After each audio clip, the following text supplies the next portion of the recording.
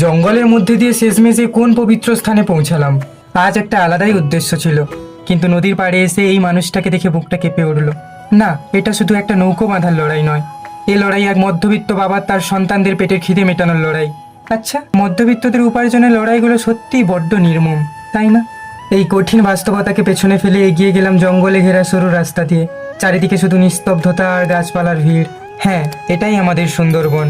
তারপর নৌকো যখন জঙ্গলের বুক চিরে আরও গভীরে এগিয়ে যেতে লাগলো, তখন মনে হচ্ছিল এই শান্ত নদী আর অশান্ত বনের মাঝেই তো লুকিয়ে আছে হাজারো পরিবারের বেঁচে থাকার আশা।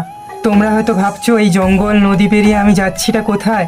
আসলে মনের গভীরে একরাশ প্রার্থনা আর ভক্তি নিয়ে আমি এসেছিলাম লক্ষ্মীপুর মন্দিরে মায়ের চরণে পুজো দিতে। সত্যি বলতে জীবনের আসল রূপটা বোধহয় এটাই, যেখানে কষ্ট আর ভক্তি একই নৌকা চড়ে সহাবস্থান করে। আচ্ছা, আজকের এই বাস্তব জীবন আর ভক্তির এই মেলবন্ধন তোমাদের কেমন লাগলো? কমেন্টে জানাও।